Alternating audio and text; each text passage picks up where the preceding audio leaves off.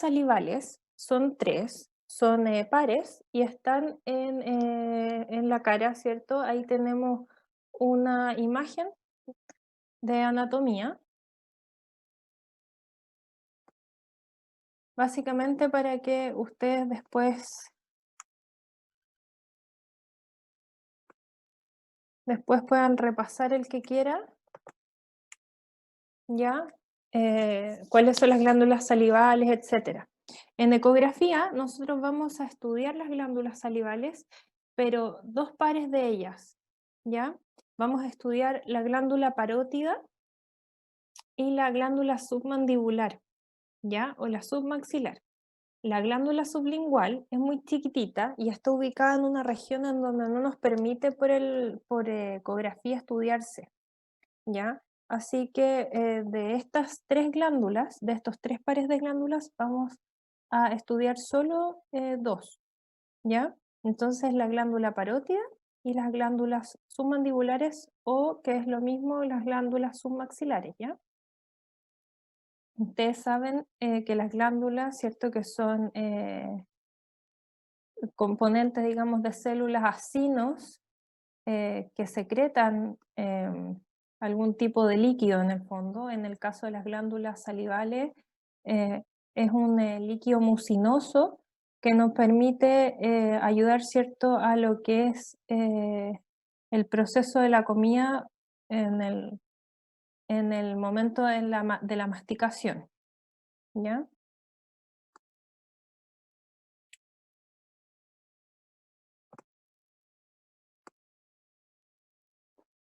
Y se ubican, la glándula parótida lo vamos a ver más adelante, pero a grandes rasgos la glándula parótida se ubica en el sector de las mejillas, ¿ya? Anterior al conducto auditivo externo, al oído, en esta porción, ¿ya? Y posterior a la rama del maxilar, ¿ya? Al gonion y a la rama de la mandíbula, ¿ya? Mientras que la submaxilar o la submandibular se encuentra en la región inferior, como en el piso de la boca, hacia posterior, y está por dentro de la rama del maxilar, ¿ya?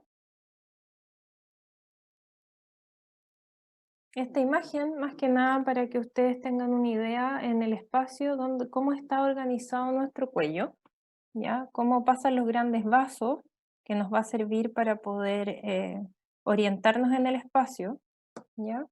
Y por ejemplo, acá vemos un poco la parótida y vemos que tenemos estos puntitos, estas cositas ovoideas que son amarillitas y estas son las cadenas ganglionares del cuello, ¿ya? Tenemos, ¿cierto?, en nuestro sistema linfático los ganglios, ¿ya?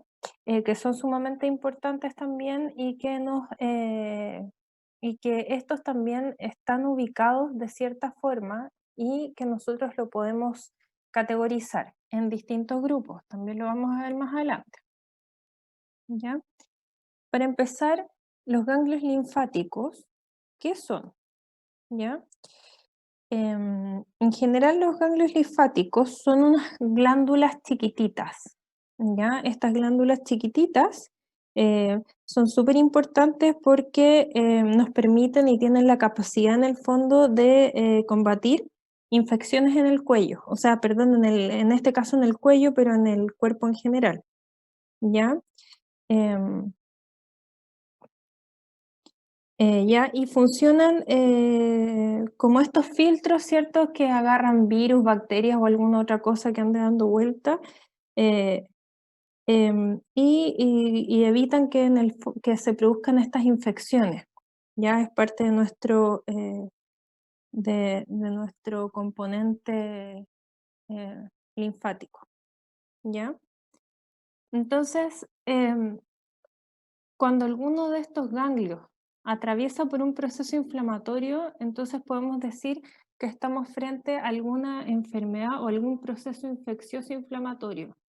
¿Ya? Hay algo que está produciendo el aumento de tamaño, de volumen del ganglio o que este ganglio esté reactivo, ¿ya? Porque está combatiendo este proceso y está filtrando ya sea virus, bacteria, etc.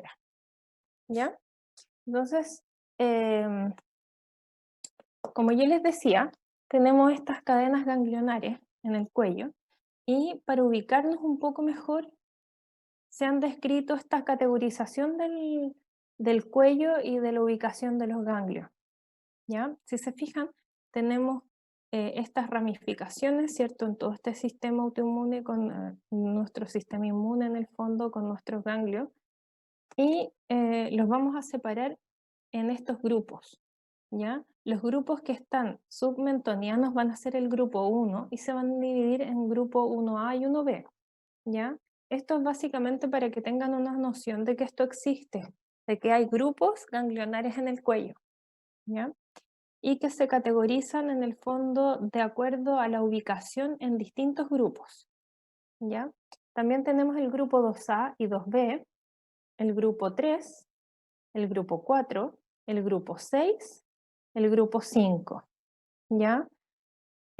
Básicamente este tipo de categorización de los grupos ganglionares nos sirve para, cuando nosotros trabajamos en ecografía, poder saber qué ganglio, en qué grupo y por lo mismo qué ubicación tiene el ganglio que nosotros estamos describiendo ahí.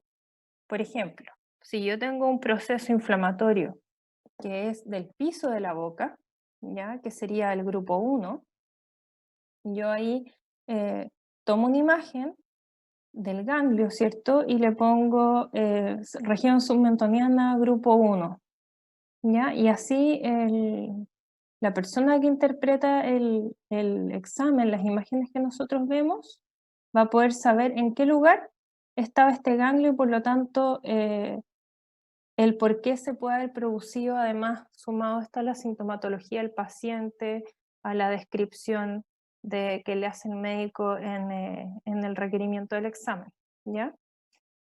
También, por ejemplo, tenemos el grupo 2, ¿ya? Que es el grupo 2 es submandibular, ¿ya?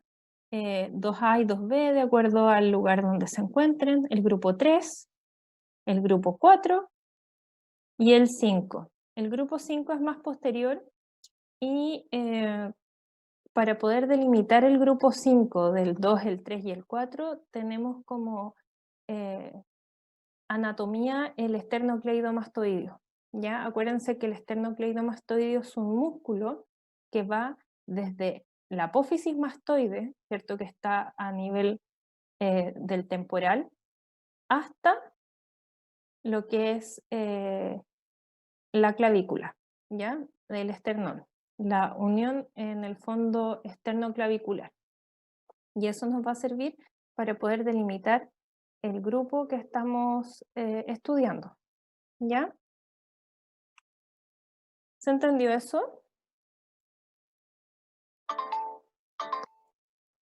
Chicos, de los grupos, ¿sí? ¿Se escucha bien, cierto? Sí, profe. Ya. Sí, profe.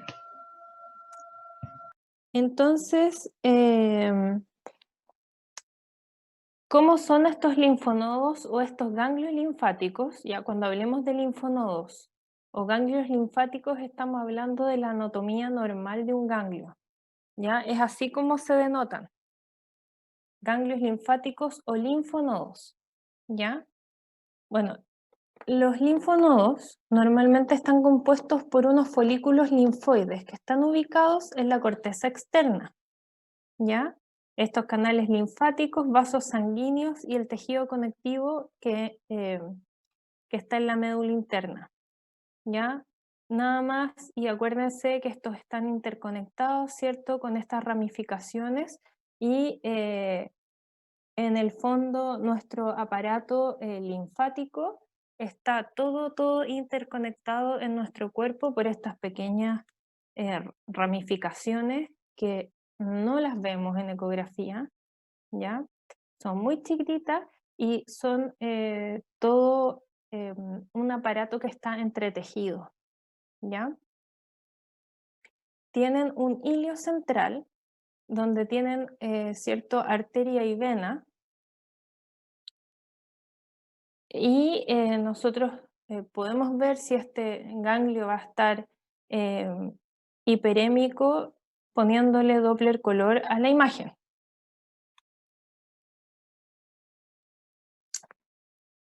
Cuando uno ve un ganglio linfático o un linfonodo normal en ecografía, se ve tal cual como esta imagen, ¿ya? Vamos a ver este ganglio, ¿ya? De forma ovoidea, ¿cierto? Es ovoide, ¿ya? La proporción del eje largo con el eje corto es de unos 5:2, ¿ya? Va a tener una corteza. La corteza es esto que está por aquí. La corteza es lo que está más hacia afuera. Eso es lo que se llama corteza. Es hipocogénica. Si la ven acá, lo que es hipocogénico es la corteza, ¿ya? Y va a tener un hilio, el hilio, ¿cierto? El hilio es, en todos los casos, es en donde entran o salen estructuras de cualquier órgano, en este caso de uno de las pequeñas cosas que conforman este órgano linfático, es la arteria y la vena, ¿cierto? Y además es estos canalículos que van a interconectar todo nuestro sistema linfático. Ya, este es nuestro hilio. Por lo tanto, el hilio lo vamos a ver ecogénico, es decir, más blanquito, ¿ya? Y además, si le ponemos Doppler color, como les decía yo, vamos a ver que tiene flujo.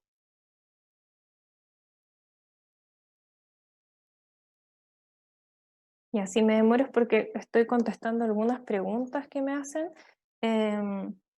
Ya, entonces, al ponerle Doppler color o una caja Doppler color a un linfonodo normal, en condiciones normales, vamos a tener un flujo iliar. Es decir, vamos a tener una vena y una arteria que se van a pintar y que van a estar en posición central de nuestro hilio. ¿Ya?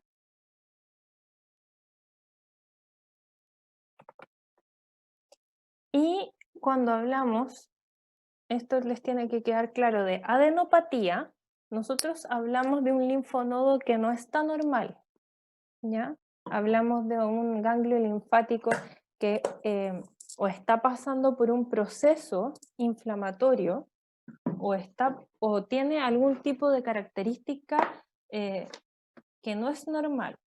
¿Ya? Por ejemplo, un ganglio que tiene alguna metástasis, un ganglio reactivo aumentado de tamaño por algún proceso inflamatorio que se está desarrollando, ¿ya?